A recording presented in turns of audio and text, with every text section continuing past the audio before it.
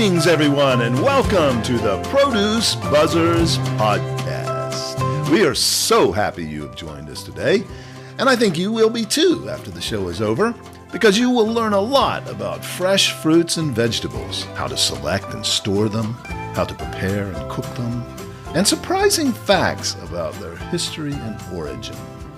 We hope it inspires you to eat more fresh fruits and vegetables, not only for your health, but also for your delight and pleasure as you explore their amazing world of taste and delicious flavors. Eating more of them will transform your life in so many positive ways. So settle back, relax, and get ready for another delicious adventure with the Produce Buzzers. Greetings and welcome to another delicious episode of the Produce Buzzers podcast. I'm Edwin Stepp, your host and executive editor of ProduceBuzz.com.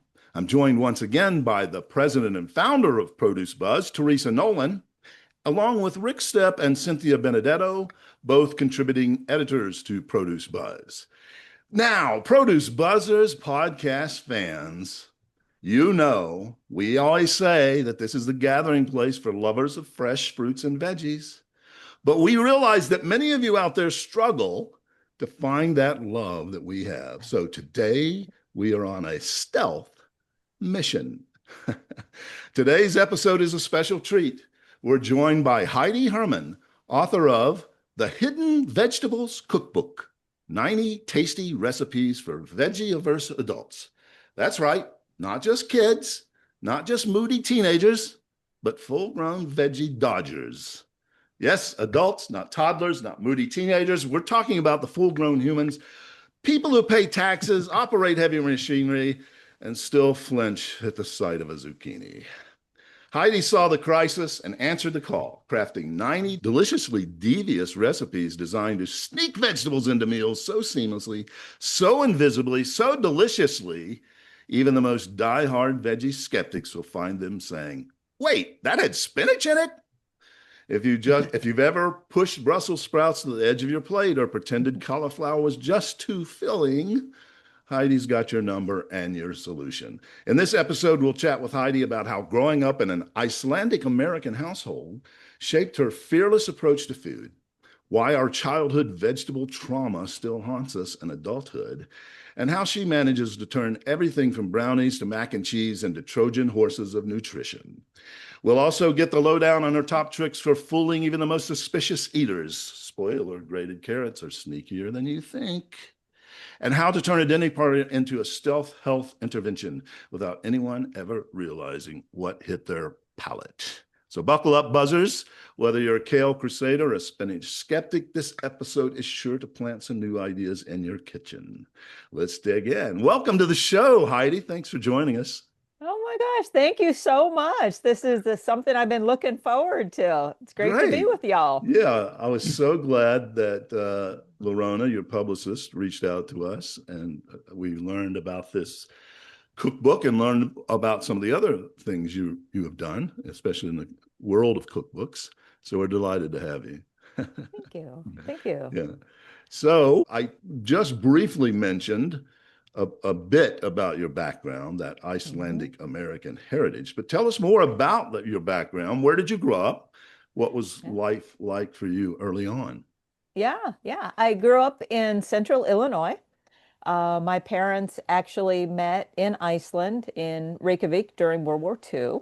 So my mom immigrated after they got married and had the culture shock experience of going from Iceland in 1945 to, the breadbasket of America. Right. Did you say Southern Illinois or Central? Central. Yep.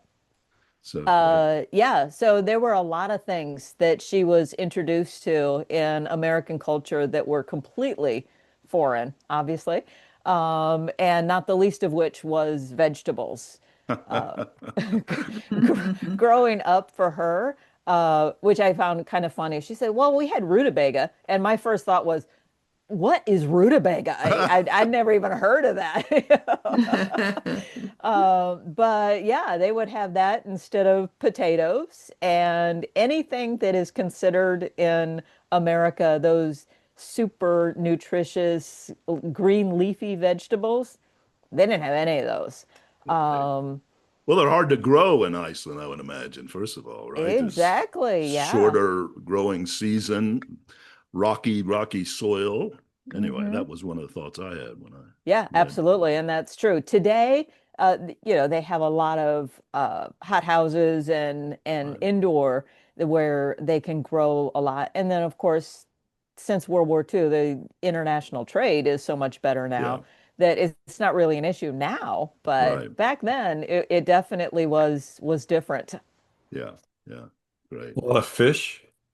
A lot of fish, dairy, some berries, but just not a whole lot of vegetables and certainly not salad. But I think part of it was also how everybody in the family works, it, doing different things on the farms, with the herds and that. And so there weren't really times where everybody would sit down around the table together. A lot of Hmm. times they would have a soup going on the back of the stove. You'd come in, you'd grab some bread, some soup, stew, and then grandma would just kind of add whatever else to the soup, to keep it going throughout the day. So I guess when you don't have full meals served on the table, having that main dish and two side dishes and a bread, all that type of thing, it just wasn't something they did. So by the time I was growing up, in the 70s and 80s, we did a little bit sometimes on Sunday. And anytime my mom made a meal for the table, her go-to vegetables were always potatoes and carrots or potatoes and corn. Oh, wow. Yeah. But Central Illinois, those are probably the staples. Yep. Yep. Um, and it just wasn't something I was introduced to. And I think a lot of times that's where the benefit is of, parents that say, oh, just you have to take a little taste. You have to taste something because that introduces all those flavors to you. Right. And having a parent who said, "Ooh, yeah, I don't like that. I'm not serving it." I never tasted it. So by the time I was in my 20s, it was almost like an embarrassment thing where, Mhm. I was trying to be all professional and in my sales job and taking clients out to lunch. And, you know, I'm not going to eat a salad. You can't. So, So you had to fake it at these oh, dinner lunches, sales meetings. Pretended that yeah, you exactly. liked the salad and the veggies.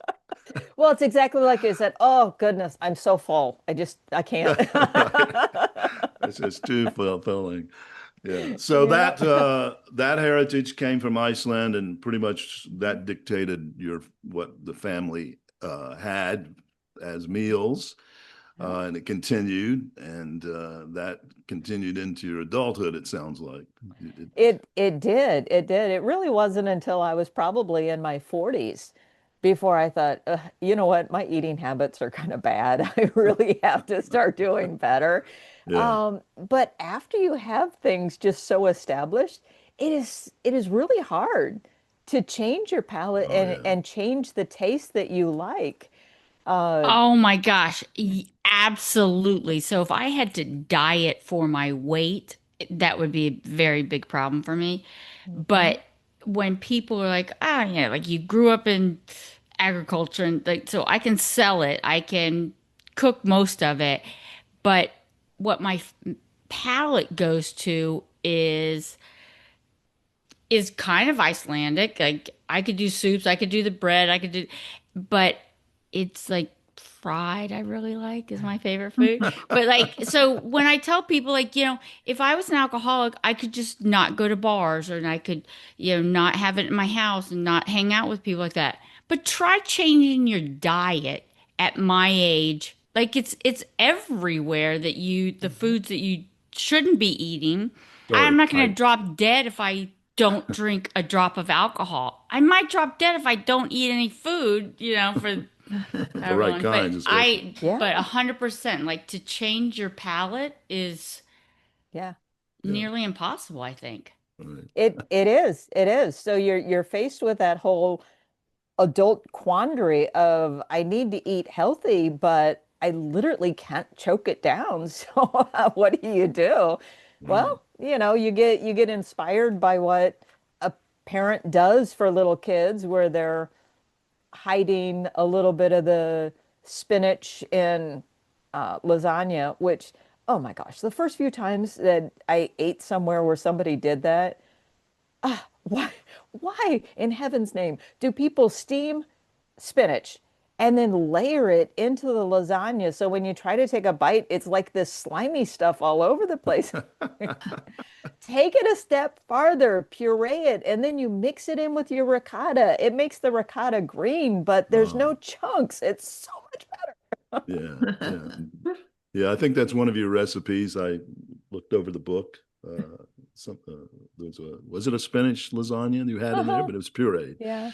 Yeah. The Yeah. book, we'll get into talking about the book soon here because it's really a fascinating book. So this carries into your adulthood. Sounds like you had a career before writing cookbooks and doing your motivational speaking, which we didn't mention before, but you do that as well. Yeah.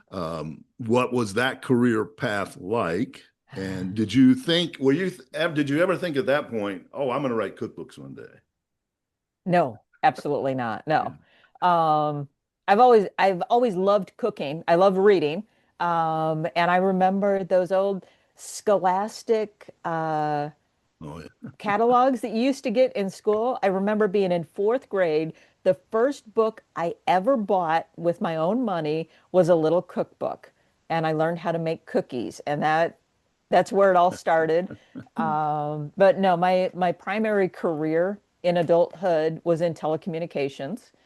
I had a very complicated, high-stress job of auditing phone bills, and I used to tell people my profession was arguing with the phone company. That's kind of in a nutshell. That's what I did. At one point, I did retire from that, and on a whim, bought a little pizzeria that had been closed down in North Carolina, and did that for a few years. I ran a pizzeria, and that was kind of fun. So, yeah, Fantastic. that was fun. And I suppose at that point in time, I did a little of experimentation as far as incorporating veggies into food because I love the idea of a taco pizza. And everybody likes all the spices and everything on a taco pizza, but I could never stand just the chunks of the black olives and the peppers and the tomatoes. And so that was probably the first thing I ever did where I had to puree it together for pizzas that I ate. Yeah. I wanted all those flavors, but man, I couldn't take the chunks. Yeah, texture is really important, and whether you like is. something or not. I read somewhere years ago that people are predominantly either texture oriented or taste oriented, and one dominates the other. I think for me, texture dominates, but Absolutely. I like a lot of textures, so I'm okay there. But Yeah. anyway, so that's interesting. That's good. Yeah, I think that, and that's probably a big part of it. I eat carrots, I like carrots, but raw carrots, the texture of raw carrots for me is not great. I like when I put them on a salad, I shred them, down so the texture's kind of gone. So, Yeah. anyway, what about carrot cake, Edwin? Would that work? Well, Of course. Of course. Well, And, yeah. Heidi has I don't know if she has specifically a carrot cake. I know she had some other carrot breads and muffins. There was a carrot muffin, I think, in the book, right? In the book. Yeah. I think I put a carrot coffee cake in there. Oh, Yeah. okay. Got it. Yeah. I knew there were at least one or two in the sweet area Yeah. with carrots, and that works well. Yeah. So- Carrots are just so flexible in what you can put them in. And, when you mince them down fine enough, man, they just blend in invisibly. It's great. Right. Okay, so Heidi, you've run a pizza place. I suppose you didn't start writing cookbooks until that was over. So how Yeah. did you make this transition? Tell us about It actually was about the time I was leaving North Carolina and going back to Illinois. Um, my mom had decided to write a memoir about growing up in Iceland. it. Oh, great. And that was a lot of fun because she self-published it at 88 years old, Wow. Wow. which was like so cool. And reading some of the things that she put in there, I thought it'd be kind of fun to write a couple of children's books based on some of the mythology and legends that she had in there. So we did that, and then we traveled together promoting the books, and then we co-authored an Icelandic cooking uh, cookbook. We translated the recipes and changed everything to American measurements and that so we could make stuff here.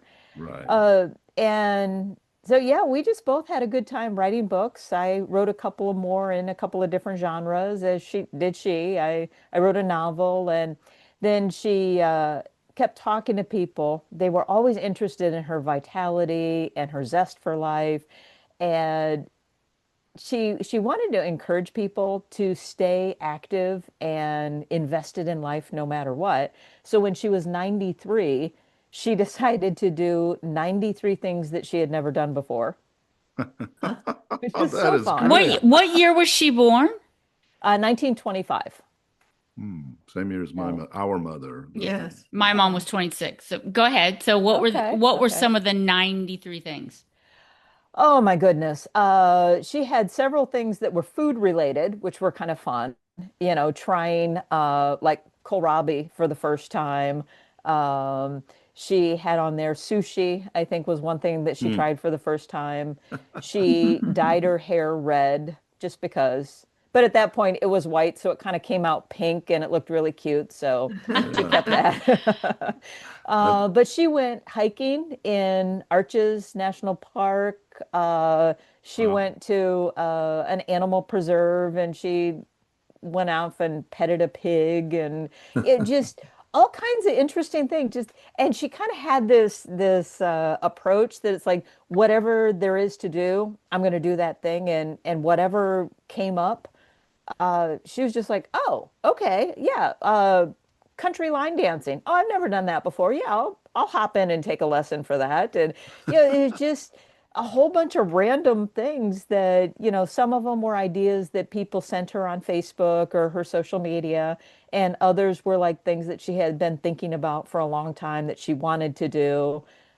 We went to Iceland, and she did an ice cave tour with the uh, crampons on her feet and kind of climbed up the ice wall and she's everything 93. at 93. Oh, wow. Yeah. But did Paragliding. she grow up with that? Well, first of all, that generation were fearless Yes. and living through war that they had to be warriors in their own right. But growing up in Iceland, like I would think nothing made her fearful or I don't want to do that. Am I right? That's exactly right. Yeah. She was when she wrote her memoir, um, she titled it Growing Up Viking. Mhm. And when she made a children's version of that book, she called it Viking Kids Don't Cry, because Uh, that's what her grandfather used to say. You can scream, you can stomp your feet, you can jump up and down, but don't you dare cry. And it's Interesting. just kind of like that Scandinavian mindset that, yeah, bad stuff's going to happen. You're just going to overcome it. Tomorrow's going to come no matter what. So you might as well have a good attitude about it. And that's what she did. And she was just always adventurous and always open to say yes. And there was once that we needed to do a presentation in New Jersey. We lived in Illinois. So we took an extra 10 days, I think, and we drove through Canada and all through New England. And, Wow. whatever thing we went to pass, we just stopped and had just really interesting adventures no matter what we did. So, Yeah. yeah, I think that's just the Scandinavian mindset and just her outlook, just what she called her Viking blood. Yeah. It's a lot of adventurous and just, hey, you have so much life. You don't know when it's going to end or how long it's going to last. And she was really happy that uh, her passport expired when she was 100. And she said, I don't know if I'm gonna. She did pass away at the age of 94, but her passport was good to Well, 100. So, God bless she her. was fine with it. she was optimistic. She, of course, Yeah. when she renewed it, that's a kind of an Easter egg for this podcast to hear about your mother. I didn't know any of that. What a great Yeah. story. So She's amazing. her adventuresome spirit then inspired you to do some To of do the. many things. Yes, absolutely. And And the food was definitely part of it because she was so healthy throughout so much of her life. And a lot of it, I think, even though she didn't eat vegetables, she had a lot of other types of things implanted in her mindset on how she would eat. Very fresh foods and a lot of fish, um, and very little bad stuff. So it's yeah, not only a matter of eating the good stuff, it's avoiding the bad stuff. right. And I think I went the opposite way. I ate a lot of bad stuff for a while and I didn't eat quite so much of the good stuff. So I did have to find a way because oh my goodness, she lived in 94, my father lived in 91. I've got the genes to live that long, Yeah, so I want to be in good shape for it. right. So I definitely wanted to figure out how Yeah. do we eat better? Yeah. Well, that Viking Norse diet is pretty healthy, and I guess throughout all those cultures, until as we discussed in recent times, there weren't a lot of greens and veggies available. But, potatoes get a bad rap, but potatoes are actually very, very nutritious. They are loaded. The carbs, people, I think that's the thing they get the most from. And if you're eating them fried or potato chips, that's not helping. But Yeah. anyway, potatoes and fish, you're going to get quite a bit of what you need just from those Yeah. two things. Okay, so let's Yeah. get down to how you came up with this idea. So you're veggie-averse, you're hanging Mhm. out, you're working in sales and in the corporate world, and you're hiding that fact from others. Yeah. You don't want anybody to know this. But how Yeah. did you figure out that, okay, wait a minute, maybe I'm not such an oddball here. There's a lot of other people. Well, yeah, that realization came much later. I really started a dedicated effort that was just very personal, trying to incorporate more veggies into food. I realized that some of like my siblings, their kids, all of a sudden they're teaching them to eat vegetables, and more family events that I go to, there's vegetables all over the place. I'm trying to figure out how did everybody else get so welcoming to vegetables and I got left out. So I had to, I had to focus on it. And I found that, adding, you can start with the easy ones, with your carrots or, celery's another easy one where you chop that up and cook it into a soup or something. It virtually disappears. Right. And then experimenting with things like zucchini, especially if it's shredded, it'll disappear into stuff. Yeah, Yeah. I'm not a fan of trying to slice it up and put it on the grill because it's still zucchini then. Um, I saw that face that you made. Like you might consume it, but like that's not going to be no. like, no, no, no, no. Yeah, no, not really. So I came up with, starting to get more and more and more, and now I'm eating all these veggies. And there were a few times where maybe I served something that, like, I made brownies that had beets in there, or a chocolate cake that had zucchini. There were people that said, "Oh my gosh, really? That had vegetables in it? Wow, what a cool idea! Hey, can you give me that recipe?" And then it really, when I read in a newspaper that there were a lot of people who sort of felt bad that they didn't like vegetables, but they really thought eating healthy would make them miserable. I thought, Yeah. why, why can we not eat healthy and still be happy about it? And honestly, when I looked around, there are tons of cookbooks of, learn how to love vegetables. Oh, fabulous. I need this cookbook. And I'd open it up and it's all about, well, you have to steam them to bring out their natural flavor. And I'm like, natural flavor is the problem. No offense to them. I'm sure they're beautiful vegetables. But so I wanted to do like the opposite. And then, I thought, well, even if there's a handful of people out there like me who don't like them or want to, add a little bit or just have more fun with vegetables, who knew that you can puree kale and put it into coconut cream pie and it's fabulous, you know? Now, when you said the beets into brownies, Yeah. are these raw? Are all these vegetables raw and then you put them in, or do you roast any of them or process them in any way? Most of them, yeah, well, like spinach, kale, I'll steam them and puree them. Beets or anything that's like a squash or sweet potatoes, you want to roast those and then they mash or you can puree those pretty easily. Carrots, I tend to just clean them and then just dice them. And I'll keep them in the freezer and just kind of measure it out and put it in whatever I'm cooking. They cook pretty fast. Um, yeah, celery the same way. I'll use that, just fresh. Yeah.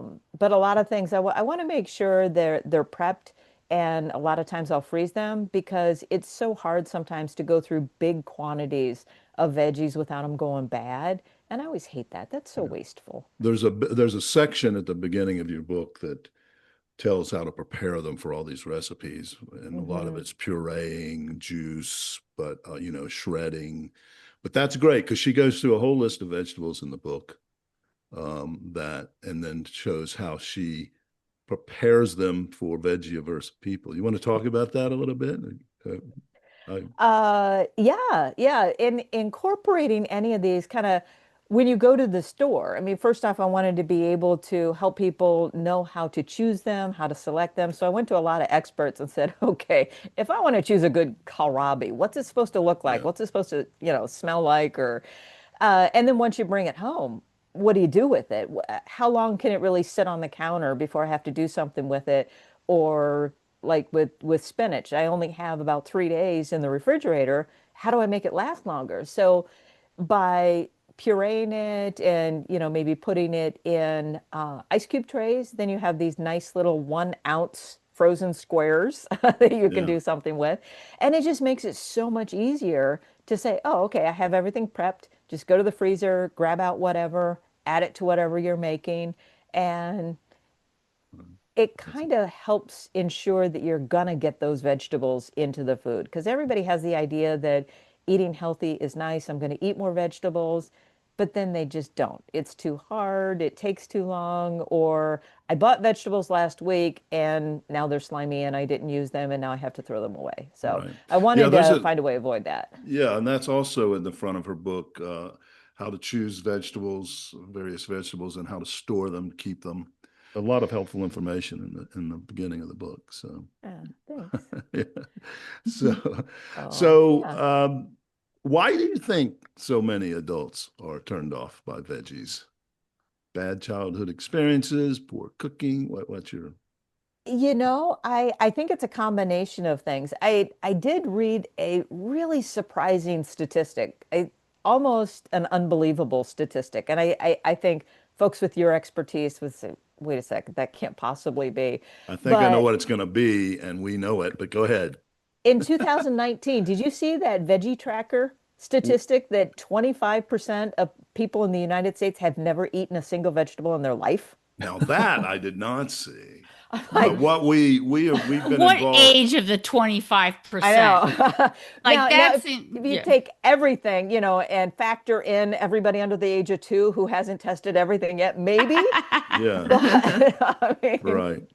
The stat that we see often, in fact, that's one of the motivations for our podcast is to encourage people to eat more and just get them think. We didn't want to preach to them, say, eat your vegetables like your mom, but we just yeah. wanted them to think about them. And we try to do that in a fun way. But the stat that's been around as long as we have been involved in the produce industry, and we've been involved with a lot of the trade organizations, the International Fresh Produce Association, and a number of other groups like that, the stat that has just stayed constant through the years we've worked with it is that only about 12 to 15% of adults get the recommended daily allowance of fruits and vegetables. So I thought that's where you're Yeah. going. I had not heard that 25% of people said they'd never eaten one. So you surprised So me. those 25%, no one has ever eaten a potato, but we don't call a potato a vegetable, correct? It could be. The only thing that I found on that, I'm like, boy, that just seems odd. Uh, yeah. There are a few famous celebrities that will come right out and swear that they have never deliberately eaten a vegetable or they dramatically Right. avoid them. Yeah. So I thought that was interesting, but So yeah, you I mean, you it's saw that. You can't call French fries a vegetable, correct? We're talking. well, I do if it's sweet potato fries. I mean, that But even if counts. it's regular, but a It's potato, still Yeah. a potato. yeah. You can Yeah. air fry them and they don't have oil on them and it's just Yeah. like eating a And potato. and if you leave the skin on the potato, that's even Yeah. more nutrition in there. Right. So I think all that stuff should count. Yeah. Absolutely. But I just don't believe that 25% of people have never had French fries. Well, Basically, that he's was saying like probably- Heidi, he needs a bibliography. He So- needs you so- to prove that. Here's the Yeah. telling, I think, I don't know the study, but here's what I assume from that. This was a survey. People were asked, have you ever eaten a vegetable? They don't even know what a Probably, yeah. vegetable is. So It could be. that's a It telling could thing be. right there, that they don't even know really what vegetables. Exactly. Oh my because God. I know if- they could be driving on the road at the same time we are. Oh, good Lord. and it also depends on what's in what category, because technically rhubarb is a vegetable. Right. And lots of people have had rhubarb pie, and that Mhm. counts. Yeah. So, And then there's, the old thing about tomato is actually a fruit. Peppers are actually a fruit when you categorize them. But anyway, yeah. Anyway, we but got you to- off the track. So you Yeah, I know, see this I know. But to survey. answer your question, Yeah. why are so many adults put off by it?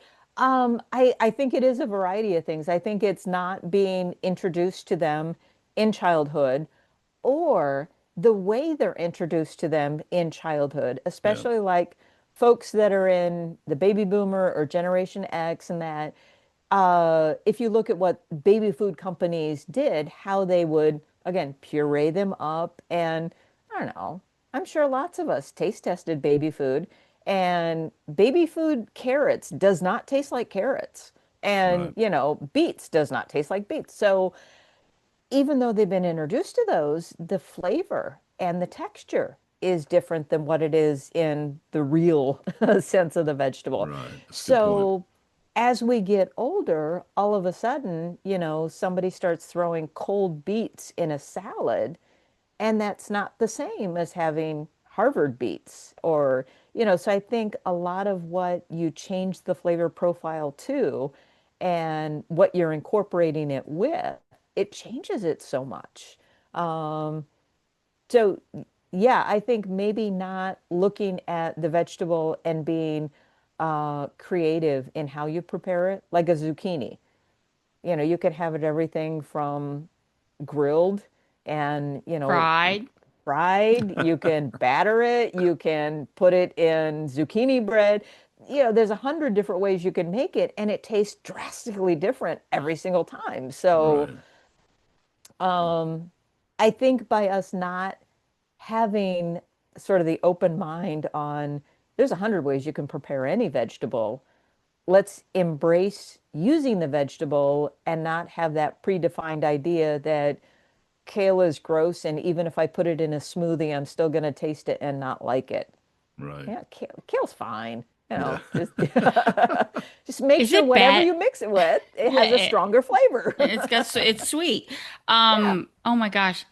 I've never had baby food. Is that shameful? Not too late, Cynthia. So, when you're sitting in the Child old looked like folks she home, did survive. when you're sitting in the old folks home, you'll be in a diaper, and I'll come feed you some baby food. Better bring some I ice think- cream and For me, perhaps it was food curiosity, especially when I was babysitting. So it's like, oh, I wonder what this tastes like, because I do remember being a young kid being at my babysitter's house the first time she cooked spinach. And I think that's what gave me sort of a lifelong aversion to spinach, is because I remember that smell Yeah. so strongly that, it gets in your mouth even before you taste it. And Right. somehow your mind goes like, oh, I don't want to taste that. Yeah. That. And I think that that's the biggest problem, isn't it? That they're either they're just prepared in such a way that no one would eat it. Whether it's like the zucchini always gets the bad rap because it just is so soft. And once you cook it into mush, then like, So what do you say to people who feel guilty for not liking vegetables? I absolutely say anybody who thinks they don't like their vegetables, they're not eating their vegetables, I say, you know what? You don't ever have to like your vegetables. There are so many great ways to prepare them. Incorporate them into what you do like. I love sloppy joes, but I can slice and dice a bunch of. I use leeks rather than onions, a little more nutrition there. Interesting. Put some carrots in there. You can even put like pureed spinach, pureed spinach in there if you want to, or um, butternut squash, anything like that. It'll incorporate so easily into something like that, or your soups, your stews, lots of Yeah. different things. I saw so that in recipe in your book, and when we were kids, we used to have sloppy joes quite regularly. I think it was probably just out of that can. Yeah. But I saw that I haven't had sloppy joe in years. I said, I got to try that one. so when you rice cauliflower, do you do it raw and then pop it in the refrigerator, or is there any kind of a blanching of that? No, I do it raw and then I freeze it directly. Yeah, I Yeah. don't blanch it. The freezing kind of um, breaks it down so that it's almost like it's cooked. Yeah, it really Mhm. does. And definitely one like zucchini, that one a lot. You're gonna have a lot of excess liquid Yeah. when that Yeah, when that yeah. thaws. They have a lot But of water in them already. So yeah. And that's, and both the cauliflower and the zucchini, that's not necessarily a bad thing because you can keep that and then anything that you're making that requires water, like even condensed soup or something like that, use that instead and you're saving some of that little nutritional yeah, aspect to it. Why not? right. You Very don't good. throw that liquid away though from the No, zucchini. no, Yeah, you no. use it in the recipe. Yeah. Yeah, I keep it, and if it's not needed for the recipe I'm making, just have it in a jar in the refrigerator, and whatever you're making that needs water, yeah, just go ahead That's and where use a that lot of the instead. Oh, nutrients that are. that's Mhm. You'll that's lose them if you very throw that wise. out. So, Yeah. are you like your mom and grandma, and like if you are putting on a soup today, does it stay on this on the stove all day, Um, I ready to use like ladle some into a bowl? I do, yeah. If I'm gonna have soup for the evening meal, I usually start it around 2 o'clock, and yeah, and then we could easily bring it back out the next day or whatever. But yeah, I tend to like it. Because it allows all those flavors to blend and it gives lots of time for the veggies to break down. Yeah. You mentioned this earlier about those veggies cooking down. And of Yeah. course, the base of a lot of soups is the mirepoix, which is, what is it, Mhm. carrots, onions, and celery? Is that the mirepoix? That's There's another the one that French comes out one, of, yeah. the And then Holy there's, Trinity, isn't that's, that down? that's New Orleans, Yeah, but that's pepper. That has peppers. right. But Mhm. mirepoix has the carrots, onions, and celery. So that's the basis of a lot of soups. And so right there, you're Mhm. three veggies ahead if you're making Yeah. a good soup the right way. Yeah. And I saw that's in your book as well. So that's very good. So, well, let's talk about how you tested these rep and came up with these recipes. I mean, Yeah. you got 90 recipes in I this know. book. So you had to do a lot of experimenting. This took some I did. time. What was that Yeah. process like? It was, I only got serious about 5 years ago thinking about making it into a cookbook, but I've been cooking for myself this way for closer to 10 years. Mm. So, and when I got serious about putting a cookbook together, a lot of it was, oh wow, I'm gonna have to write down measurements, and usually I just kind of throw it together because Yeah. you memorize it. Yeah. And then I really did have to remake everything at least once because we needed so many photos. All Um, right. Right. of course, that was kind of fun having taste testing parties too. And that's Oh, yeah, that sounds like a great place to do it. yeah. And so you had a lot of successful recipes. You got at least 90. Mhm. There were probably some you Yeah. didn't include that were good, but there must have been some that kind of flopped. You got any Oh funny yeah, there were some stories? awful ones. Oh yeah, because even before the idea of putting the cookbook together, just different experimentation that I did. It took me forever to figure out what to do with kale to make it edible, in my opinion. One of my earliest efforts was I thought, well, why don't I dry it and use it more of a spice, Yeah, So interesting. in my opinion, that one was pretty awful, is dried kale in cinnamon rolls. And my Oh, dear mom, she said, Oh, "Oh, it's not bad." And she just dunked the whole thing in her coffee and she's like, "See, it's fine." I'm like, "Yeah, no." she lived through the Depression. No, like, oh no, no, not where she lived, but like, Yeah, so no, she was a sport. But yeah, that was pretty awful. Yeah, I've had some different experimentation with, trying to make good things on the grill, experimenting with some different sauces and spices that were just disastrous. There, you actually can do some things with zucchini that is nasty. Yeah. what is well besides kale? But what is like? I can't even make anything with fill in the blank. Should I go to some of the vegetables I did not include in the cookbook, or? Absolutely, let's yes. talk about those. Um, I I can't do anything with avocado. I mean, there's just nothing I like about avocado. I'm sorry. Really? Not Oh even my God, brownies? you've never done like I make a great avocado chocolate pudding. Honest to God, you Oh, wouldn't Okay. she does. know. She does. I have a You video Okay. would of that. not know that it's not even like something's amiss in this. It's not that way at all. Yeah. And I can respect that. I will be honest, chocolate is another one of those things that I don't care for. That's not one of So your things. Oh, Okay, fair wow. enough. You That's really are an amazing. I'm on the outlier. hunt now yeah, because yeah, the avocado yeah. is the most nutritionally dense fruit. I know. Is it the You know, taste or consistency you don't like? it's the taste. It's got a bit of a tang to it to me. It's very distinctive. As I approach things, my magical blend of what do you put with that overwhelms that flavor. Yeah. So still working on that, but Right. Well, that's okay. so give me another one that you just like.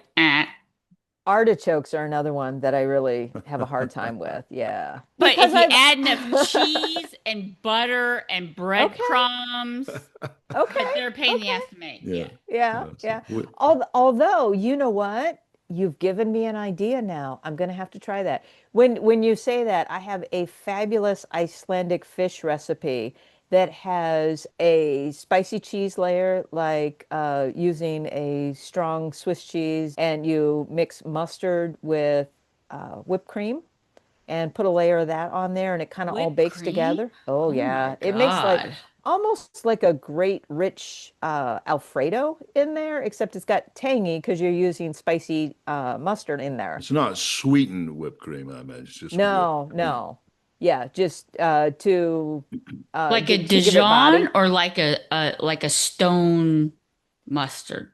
I usually use a spicy brown mustard in there. Yeah, that sounds good. But if it's Yeah, something that being would from blend, Illinois, maybe So of course. you're gonna mix some artichokes in with that now? Is that what you're saying?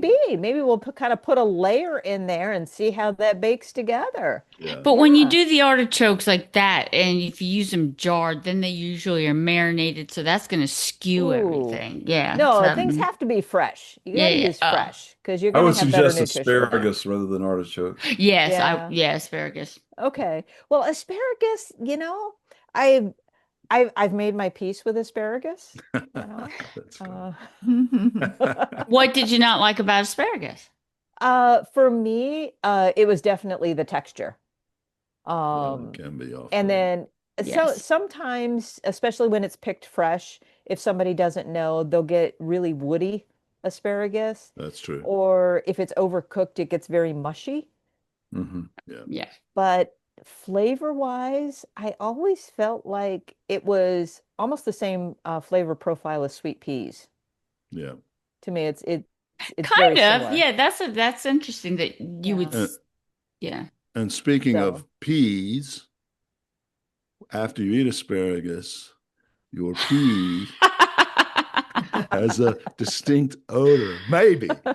Some people don't have the gene to detect it. And you've heard this before, right? I've heard that And before, I've yeah. experienced it. Sophomore humor we have here.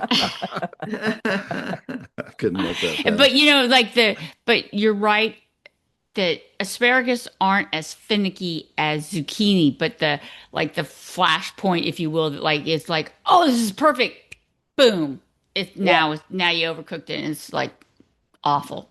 One of the first places, ironically enough, that I ever had asparagus that I enjoyed was in Iceland. Hmm. It was with sea bass and it was white asparagus. Oh, yeah. And the flavor was Mm. really mild and It's different. nice. And, you can almost think of it as like, oh, that's kind of a gateway flavor. You start out really mellow, and then every time you have a little bit more asparagus, you kind of get it a little greener, and now all of a sudden it's like, oh, well, it's not so bad. We talked about some of your recipes that flopped. Let's Yeah. tell us of just a few of the recipes that you really like. What are your favorites in your book? Uh, I make the spinach vanilla cake. I've made Hmm. that a few times and it's good. Of course I have a huge sugar habit. I have a real sweet tooth, so Hi Heidi, we love you. yes. Cynthia's right Yep, with you. we're there. So a lot of desserts. Yeah, I love those, and the cake is definitely one of my favorite. right. Um, Well, the tir while we're thinking about sweets, there's an anecdote in the intro to your book about your mother going to the doctor and what he told her and what she did. Can you tell us that?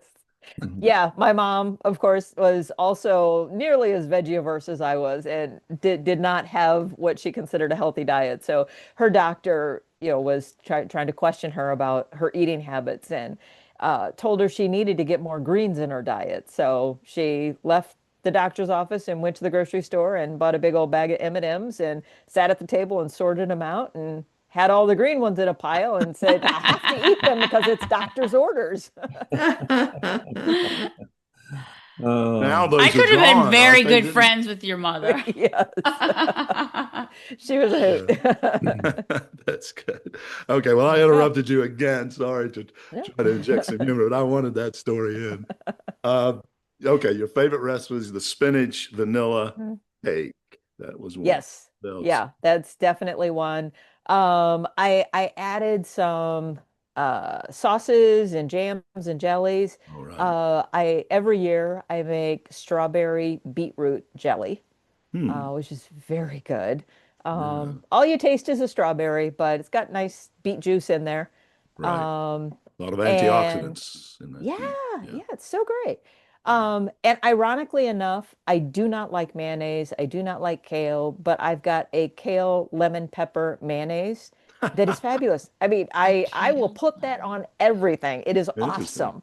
Yeah. I really like that one. Probably 50% of everything in the main dish category I make at least once a month. Yeah. So Yeah. those are all kind of like my personal core recipes that I make a lot. Right. Right. Well, I guess it's like saying, who's your favorite child? I have three daughters, and people say, you can't answer that question. Yeah. I'm a So, foodie. I eat everything. right. That's Well, me. now you do. Well, now I do. Yes. Yes, absolutely. Yeah, do you like Will Rogers. brownies? Oh, go ahead. Do you like brownies? I don't like chocolate, but I like a blondie. There you go. And I'm with you There's on a that. lot Like, of recipes for avocado brownies, but I don't know how a blondie would work. I'm going to have to experiment with that more. Yeah. Yeah, and I'm not big on chocolate either. Like a little bit of chocolate goes a long way, but I'll eat Yeah. a vanilla cake in one Yeah. sitting by myself. Yeah. So like I get on that. So I don't know. So I don't know if like Well, butterscotch. your avocado pudding that you were talking about, if I remember, it was replacing all the other oils that normally go into it. Well, and Fats. it was also sweet potato. Oh, that's right. Yeah. Ooh, yeah. And so that helped with the viscosity, if you will. So then it And you was didn't need as much sugar, or maybe you didn't even need I don't think there sugar. was any sugar. Yeah, that Like was I it. Oh, think that it was perfect. like um the I haven't made it in a while, but like I think there was like some sort of honey or some sort of maple syrup, something that was like kind of faux sugar. I got the Yeah. video of you making it. I'll send it to Heidi. Oh, awesome. And maybe I'll have to try that. Only my hands making it. Because I And so said until we can afford hair and makeup, there's no video. so when the son of Hidden Vegetables comes out, or the bride of Hidden Vegetables comes out, you can include Cynthia's recipe. She won't charge There me you anything. go. We're going to have to There come you up with go. some more creative recipes. Yeah. Your book does not come out for another month. Is that accurate? Yeah, it comes out September 16th. Yeah. Okay, keep it on your list. Go to Amazon. You can pre-order it, I bet.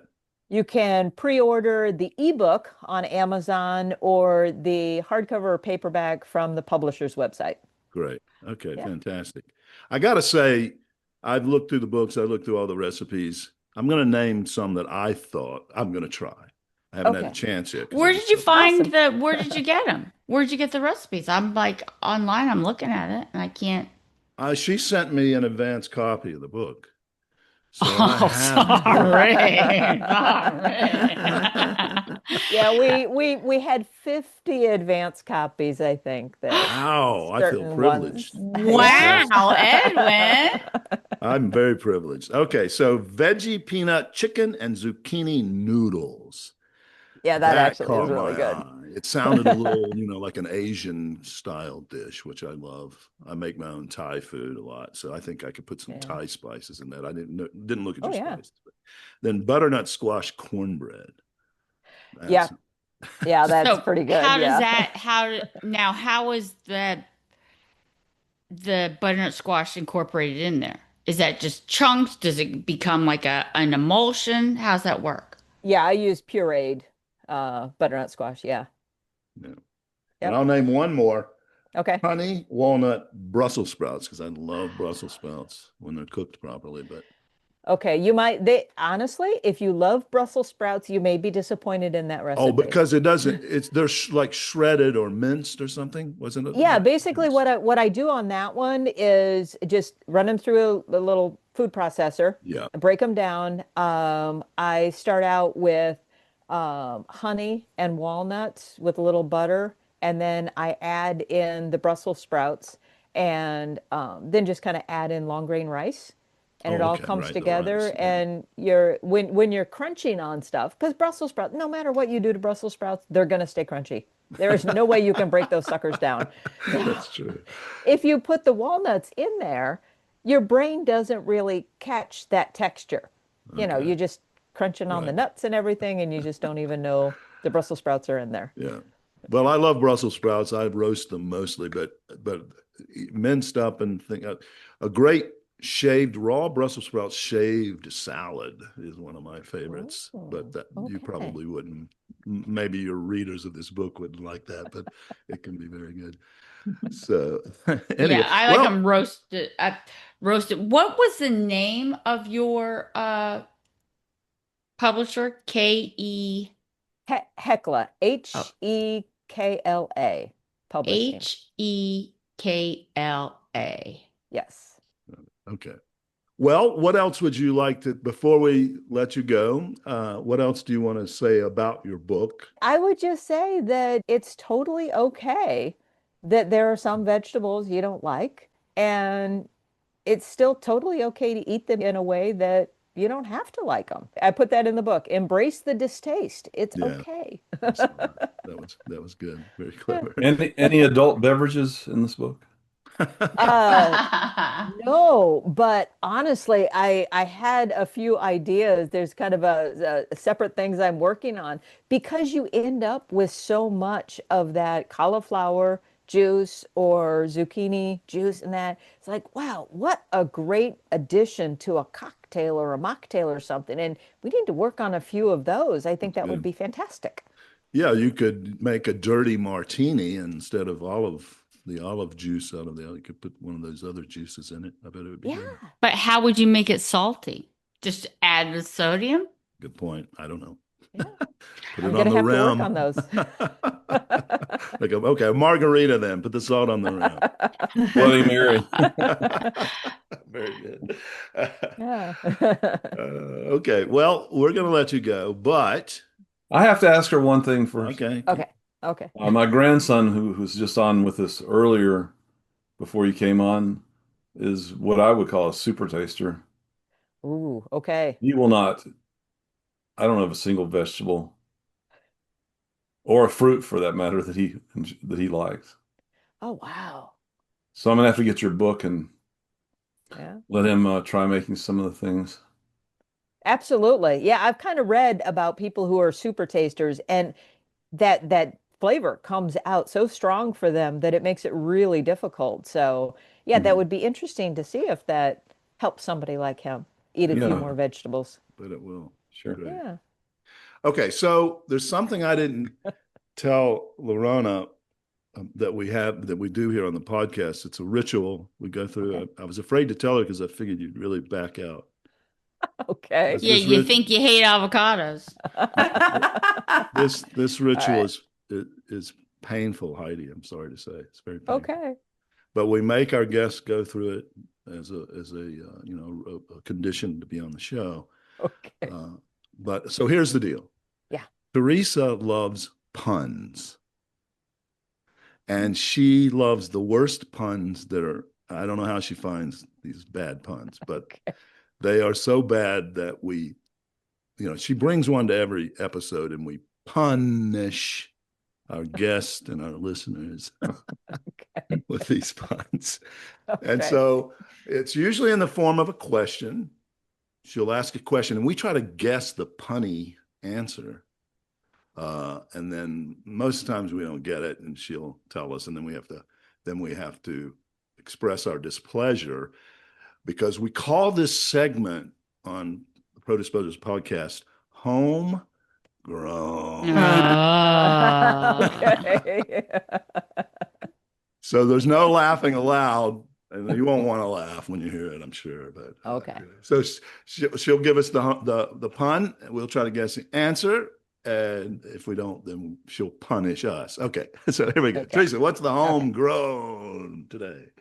Well, I think you'll really relate to this one because a father was trying to get his kids to eat more fruits and vegetables. So he thought, if I make a Hawaiian pizza, put, the pineapple on it, they may, actually eat some fruit. So he made it and it didn't turn out right. What do you think he did wrong? Okay. So he wants to get his kids to eat some fruit. He decides a Hawaiian pineapple pizza is the method. He made it, but he did something wrong and it didn't turn out right. So we got to guess now what would be the punny answer to that. Rick, come on, you're usually pretty good at guessing these. Oh, that's He added the crown. No. the crown of the pineapple. Pineapple pizza. What could be a pun? Now you said on a Hawaiian pizza, right? Hawaiian pizza, yeah. Yeah, so it They doesn't put pun- necessarily have to be pineapple. Yeah. Yeah. Yeah. It's got I pig know. on it too, right? Something to do with a lay. He didn't lay the pineapple, right? That's what I good. was That thinking. was But that was that's a very pretty good. good one, Yeah. yeah. That he didn't lay it out. Yeah. Okay. I got no idea. got You me have on any this one. idea, Heidi? No, I'll- you were going exactly where I was. I was thinking, well, he probably just didn't lay it out right. Okay, so Okay, everybody here we gives go. up. Okay.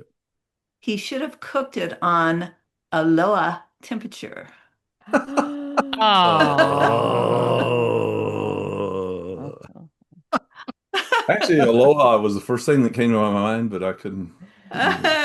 Should have cooked it on aloha temperature. Okay. Oh, you stooped to a new level. Yeah, that's bad. That's bad. I'm sorry about that, Heidi. Yeah.